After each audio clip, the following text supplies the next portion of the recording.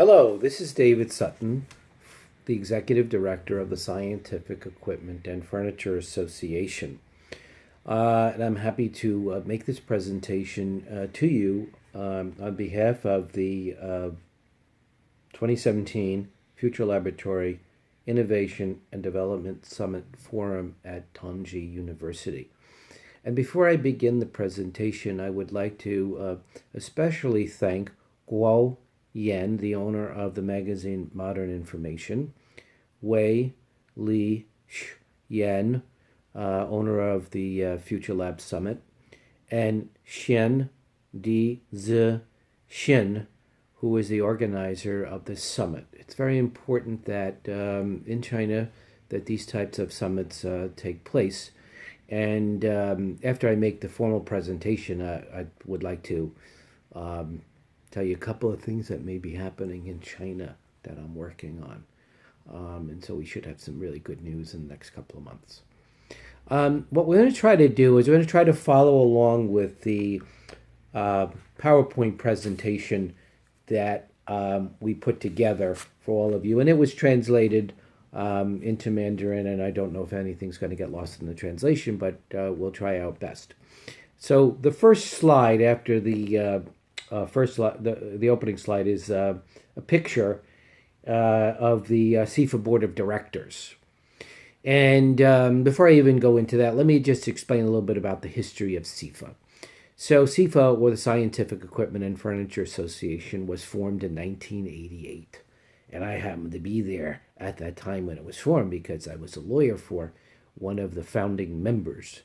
And it's funny that he said to me, "Would you like to come play golf with me?" Because there was always golf at the original SEFA meetings. And I said, "Sure, I'll come play golf with you." And I slowly got more and more involved in SEFA. And here I am as the executive director since 2001. SEFA started with, back in 1988, about 15 members. They were all based in the United States, and they were all manufacturers of laboratory furniture and fume hoods and fixtures and work surfaces. And eventually it was decided two very important things took place in the 1990s. First, it was decided that SEFA would try to write standards for laboratory furniture and fixtures in order to create what we call laboratory grade standards. And that was very important to SEFA's history. Secondly, what happened also in the 1990s, it was decided that SEFA would not just be a North American or US-based trade association, but that it actually would be an international trade association. And with that, we started to accept members from other parts of the world. And the first two international members were actually Oriental Geekin from Japan, as well as Dalton. And they were our first international members. We now have over 150 members throughout the world. And we are represented very well in China. We have many, many members in China.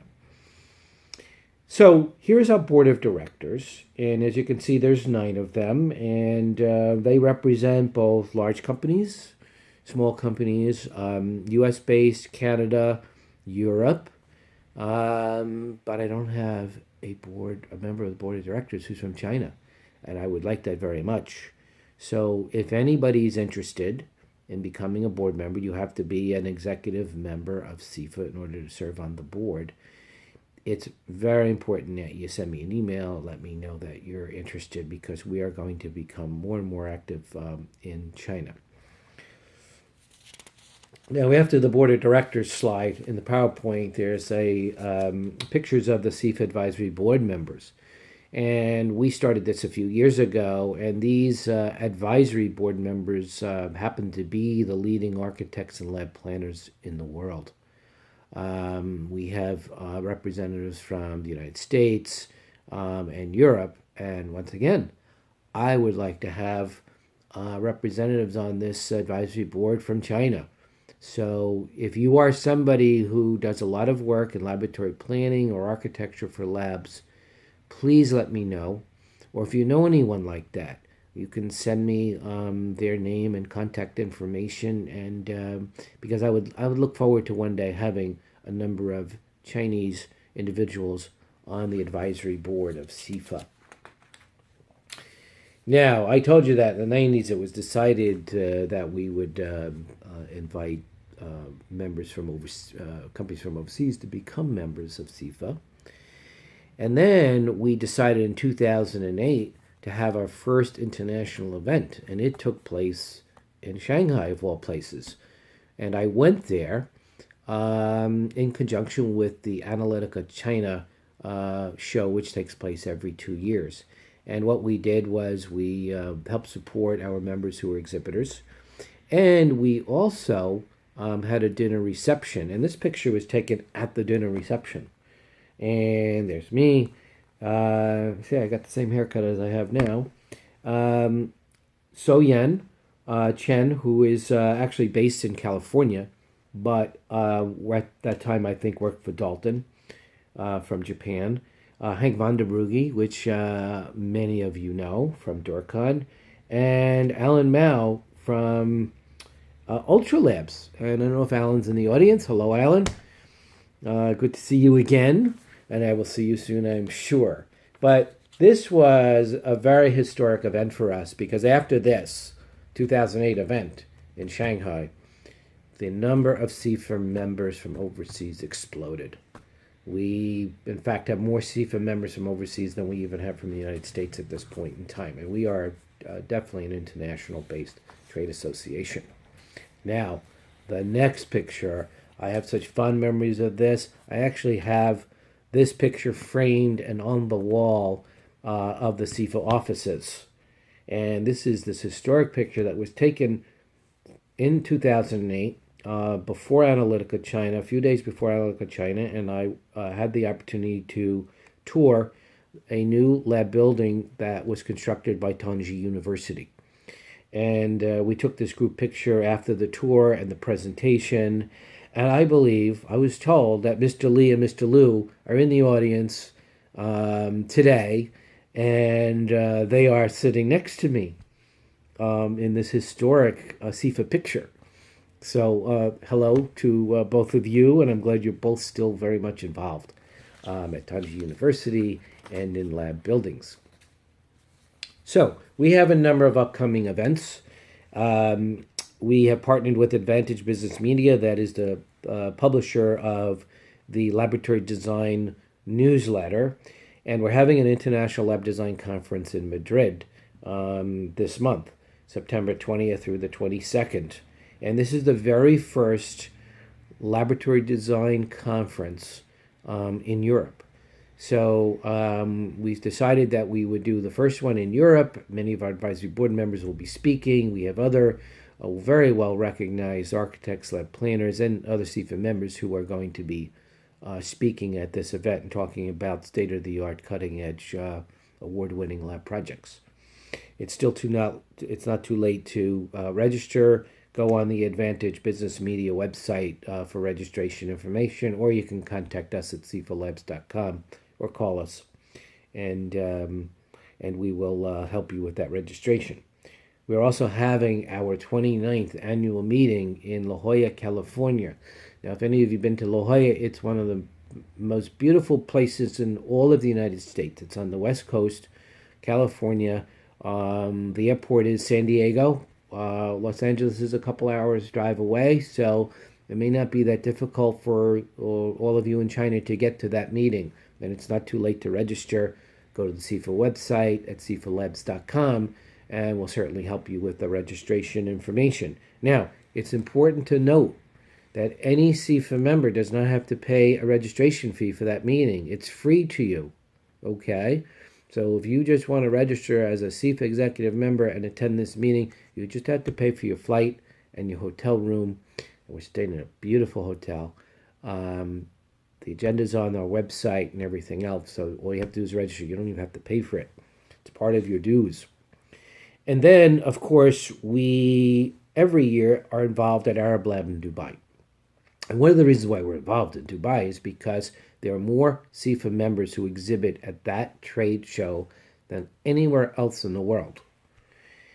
I know that analytical China is catching up, but it's still Dubai is the place. There's 30 to 35 members who consistently exhibit in Dubai. And so we've been involved in Dubai for many years. And this year we're doing something a little different. We're actually having 2 full days of presentations from, again, our advisory board members about lab planning, about our SEFA standards and things like that. We also have some of our members who are speaking, and those presentations will actually take place inside the trade show area. So that's really nice. There's a big SEFA theater that they've set up for us. And then there's also a SEFA lounge, and the SEFA lounge is going to be used at the end of the presentations during the day, and we're going to have a 1 hour reception with drinks and food, and you can meet the speakers at that time and ask them any questions that you have. So this is going to be pretty exciting at Arab Lab. It's the first time we're doing 2 full days of presentations. Now, we also get involved with other industry events and trade shows, and we enter into alliances where we help promote these other trade shows, and in return, they give our SEFA members discounts anywhere from 10 to 20%. So if you're a SEFA member, you have to make sure that you take advantage of these discounts that you're getting. And if you have any problems getting those discounts, you let us know, and we'll take care of it for you. Now, we've also translated the entire desk reference, which is almost 400 pages, our desk reference, into Mandarin. And we thought this was very important. It's the first foreign language that we have translated our desk reference into. And we just did this in 2016. If you would like a copy, send us an email and we'll send you a copy. I usually distribute this desk reference in a flash drive anywhere I go. I hand it out like candy. And so it's very handy to have. And it's the reason why, I think, one of the reasons why the desk reference is so important, because it does have our SEFA standards in it. Now, SEFA's essential purpose has always been, since 1988, to promote the use of laboratory-grade furniture, fixtures, and related equipment. It's the reason why we exist, because it is our view that if you use laboratory-grade products, you will be building and working in the safest lab possible. And someone wrote this. I didn't write this, but somebody did, and I thought it was a great expression. The proper furniture and appropriate enclosure will add a blanket of safety in a lab environment. I don't think I could say it any better. And so we work with other organizations. We acknowledge some of the things that they've done, but we've also created our own laboratory-grade standards that we think are very important. And this is a list. We call them recommended practices. Other people call them standards. But the most important ones here are SEFA 1 fume hoods, SEFA 3 work surfaces, or the tops, SEFA 7 fixtures, SEFA 8 casework, which is broken down into 5 different categories depending upon the materials being used for the casework. SEFA 9 ductless, SEFA 10 adaptable, and SEFA 11 liquid chemical storage cabinets. So, I encourage all of you to, if you're a member, again, it's free, go online, sign into your membership page, and you can download that, and quite frankly, it's okay to distribute it to whomever you want to for free. It's very important that it get out there and that people acknowledge and recognize that, this is very important in the design, construction, and fitting out a lab. Okay, so use our standards. Now, we think it's so important that people use laboratory-grade furniture, fixture, and related equipment that we made it a requirement of membership that every manufacturing member show us through independent third-party testing that they, in fact, make at least one product that is laboratory grade. Okay, so you have to get it tested by a third-party independent test lab. The test results come to the SEFA offices, and I look at that. I don't share it with any other members. I don't share it with board members or anything. I decide, along with my staff, whether you've actually met a laboratory grade standard. You can then either continue your membership or you can become a member. So every member, every applicant for membership must show that, must have that independent third-party test results. And we do have testing companies in China. SGS can first of all test casework, and they do a great job. They test all kinds of casework. They will test adaptable casework, and they do that at their facility in Shanghai, which I have visited twice now. And they also will do fume hood testing at a different location, ASHRAE 110 testing, which also can be used to show that you make a laboratory grade product. And then we also have a facility, Intertech also has a facility. When you contact SGS, it says Stan Zong, or you can contact my dear friend Donna Gao or Gu. She's terrific. She knows everything there is to know about testing, SEFA testing. Now, I know there may be questions and comments, and I hope there are. And if you have any questions of me, just send me an email, david@sefalabs.com, and I'll be happy to answer your questions. But let me talk to you about something really exciting that I have been talking to a test lab in Shanghai. And what we're trying to work out, we're in the process of trying to do this, is I want to have a SEFA office located in Shanghai. That's really important to us because we have so many members in China and potential members that it's really important that we have a SEFA presence there all the time, and that we have somebody that speaks fluent Mandarin and other languages so that people in China can communicate with us. That's important.